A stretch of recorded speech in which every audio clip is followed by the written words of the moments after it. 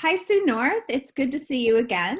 Today I'm here with Krista Paul, and she is an amazing hairdresser and esthetician in Saskatoon, Saskatchewan, and a really good friend of Sue North. She's connected to some of your peers already at in the aesthetics class, and today she's going to be talking about her career as a hairdresser. So, Krista, do you want to introduce yourself? So my name is Krista Paul. I live in Saskatoon, Saskatchewan. I was born and raised here. I work at Luxe Beauty Company. I've been in the beauty industry for 10 years. I went to school here in Saskatoon at Marvell Beauty School, and I took the program that is about 10 months, and I've been working ever since.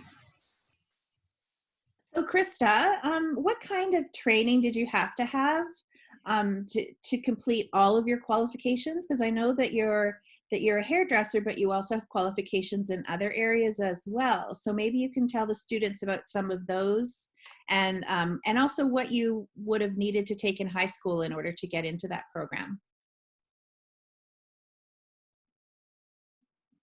Sure. So you have to have a grade 12, a GED or adult 12 in order to obtain your diploma in cosmetology. So technically by trade, I am recognized as a cosmetologist. So the program that I took is cosmetology, and that's what I took at Marvell Beauty School. Like I said, it was a 10-month program. So you had to, the way that they gauge it is about the hours. So it's 1,500 hours in school. So they go through everything that you need to know. You mostly learn the foundation of each kind of area, especially doing hair. Like they even touch in on some aesthetics and things like facials, makeup, manicures, but very, very basic. Most of it like surrounded hair coloring, the cutting and things like that. And also like, because you only learn the basics and stuff, a lot of it's in-person training. So once you get out of school and you obtain your certificate, you are allowed to practice. So doing hair and things like that, but you have to be in a salon that has a journeyman. So they are a full license, have all their hours, took the test on practical and theory, and they passed. So you have to have a journeyman because you really don't have a whole lot to go off, and there's so many different experiences that you learn in person. So maybe you could tell the students, because I always find it's an interesting story, the story about the celebrity hairdresser and the training that you took there. Like, so once you become a cosmetologist, Yes. your learning doesn't stop there, right? You continually take courses on hair color, but maybe tell the students the story about that celebrity hair person. Absolutely. So that's one most important thing, especially being in the hair industry. It's constantly moving and growing, and you have to constantly educate yourself because to keep yourself inspired and to keep yourself going. I love taking education. I take so many classes each year. I invest in myself. I put the time in. Also, just the amount that you invest in your education. So the story that Nally is talking about is I think it was back in October. We took a road trip to Calgary with some of the girls from the salon, and we went and seen Tracy Cunningham. So if you don't know who Tracy Cunningham is, which like a lot of the times I feel like celebrity stylists fall to the wayside because it's more about who their clientele is. So if you know the Kardashians, J-Lo, and those are just some of the of her celebrity clients. So she is a colorist. So she focuses mostly and specializes in color. And it was so cool and interesting to hear from that perspective because she talked about kind of her processes, how she does things, like who she sees. She also has clients that are not celebrities, but she's known for those colors and things that she has done on J-Lo. Khloe Kardashian, the big change from dark to blonde, that was Tracy Cunningham's work. But one of the things that she talked about was she has 5 assistants. So they are apprentices. So they're just coming out of school and they're working with her, and she's training them how to do color. So she works on multiple people at a time. So sometimes she has like 5 different people going in 5 different chairs. She applies the color, and then her assistants and apprentices take care of that person, but also they'll mix for her, rinse for her, and apply toners at the sink. So toners are something that you put on after you do a lightening service. But it's super cool and super neat because it's like you can go anywhere in this industry. That's awesome. I love that story. When did you first know that this was a career for you? So it was very at a young age that I was so fascinated with hair, just playing with it, styling it. I remember, and I don't recommend this, but my best friends growing up, they would trust me enough to do like bang trims. I've even colored people's hair. Just anything and everything to do with like beauty. On the outside, I was really focused on with just transformations and things like that. But to be honest, when I got into hair, I didn't realize that it was a career. I got into it just thinking like, oh, it's something that I can do for now until I can figure out what I want to do for a career. And probably in about like the last 5 years, I really realized that being a hairstylist is probably one of the coolest careers out there, and one of the careers that the sky's the limit. Like you make your career what you want it to be by picking and choosing your scheduling, how much you want to make, how much time you want to put into it. But there's also so many different paths that you can take. You can educate other hairstylists. You can, if you believe in a brand, you can educate for them and go around and teach people about that. So it's so cool and it's super amazing. And you always talk about your job with such passion.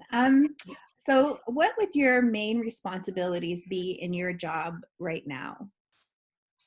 Okay, so for right now, because we are affected with COVID, technically it's called laid off. So it means that I am not currently employed. But the thing is, with being a hairstylist, it's not just about me. What creates my job, what creates my career is the people who I work on. So my clients are out there right now. They're at home. They're in the same situation.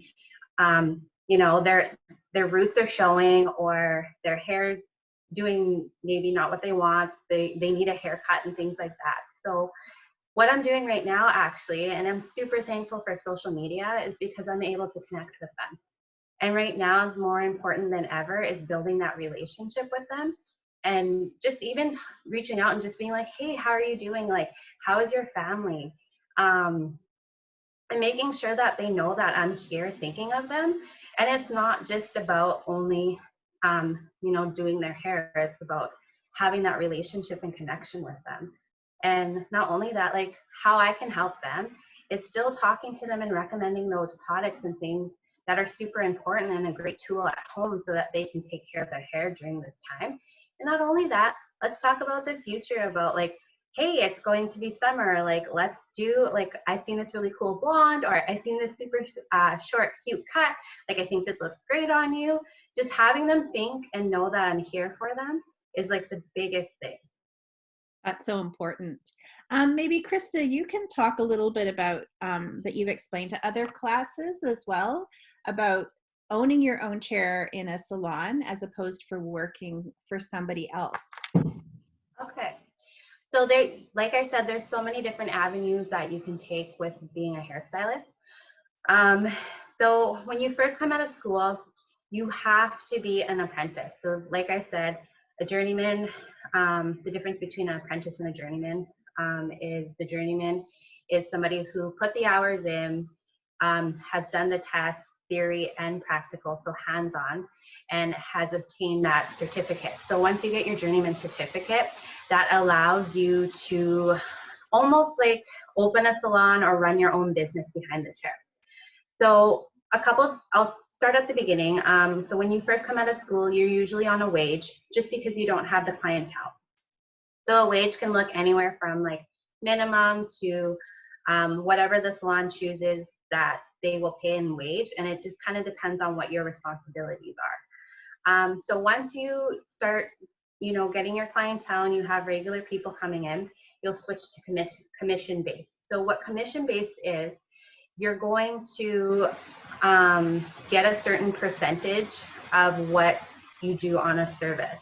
So let's say there's a $200 color that you do, depending on what your salon and what the agreement is with commission. It could be anywhere from 45 to up to 60%. So you'll get a certain amount, so say like 50%. So out of that $200 color, if my commission was 50%, then I would obtain the $100 that would go towards me at the end of the week or at the end of the month. Just because the percentage goes to the salon, because there's so much that goes into it. Running a salon is insane.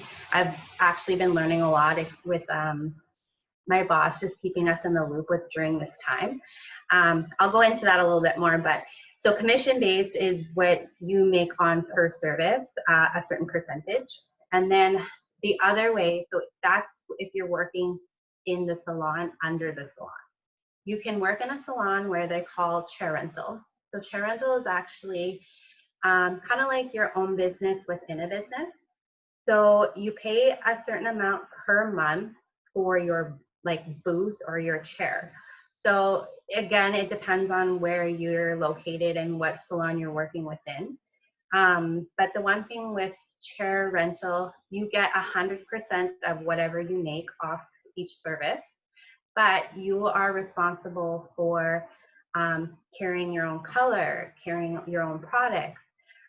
You're responsible for taking care of all those other things and costs that occur. So again, it may sound super appealing because you're like, oh, I get, instead of splitting that $200, I get the full $200. But again, there's costs in things. So there's pros and cons to that as well. And then next step is if you want to own a salon. And again, when you do run a salon, I'll go back to how costs and things you have to keep in mind is like the rent, the utilities like water, electricity, all the products and things that you carry, the color that you use, all those different things. If your phone bills and like all those different things occur. So that's kind of something that you have to keep in mind. Lots of opportunities. Wow. So much. So much. What does a typical work day look for you when you're working in a salon, or a typical work week? Okay. So my schedule, like before, my schedule is going to change. But my schedule beforehand was Wednesday to Saturday.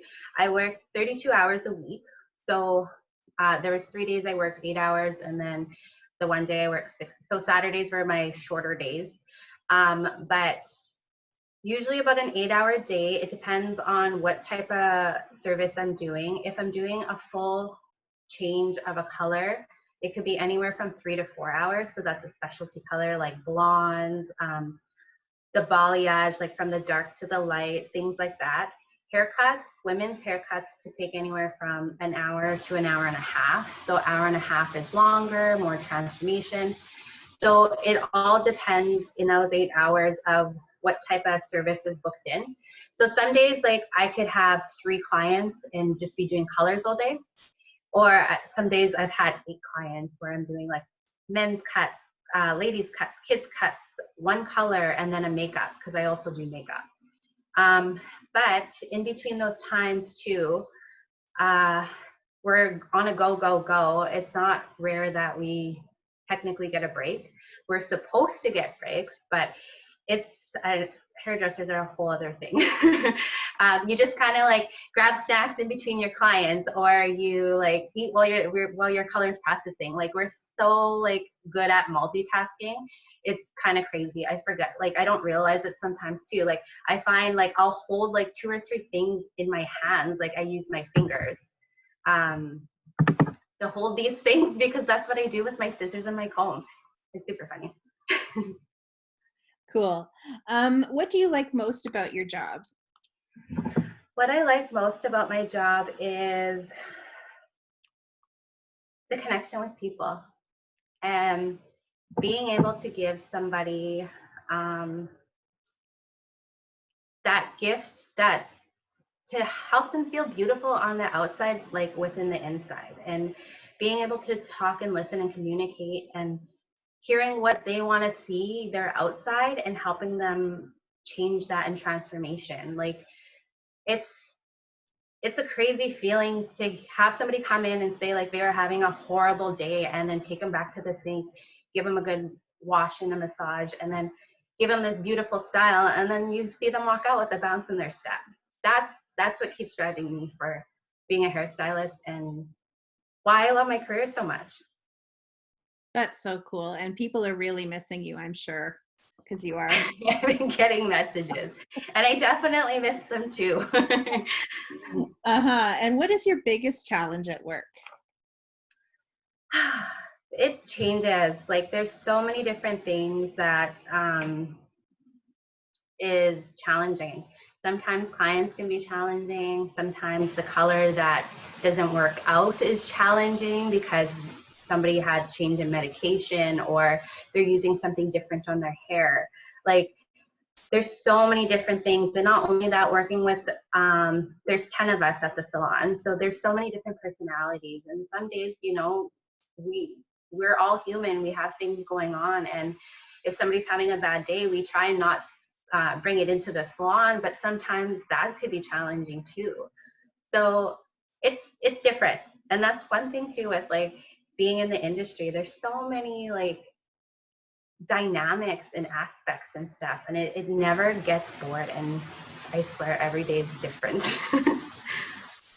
That's great. And what if you were to give a piece of advice to someone who wants to pursue cosmetology, what would that one piece of advice be?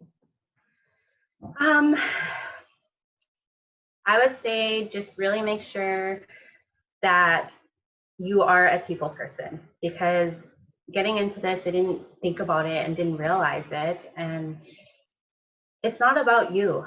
It's about your client. You're servicing people. You got to make sure that you're able to open up and connect. And not only that, be yourself. Like it took me so long and I'm still working on that. And I think we always will, because we're always changing and evolving, but really opening up and being able to make those connections with people is going to be a major thing. And communication.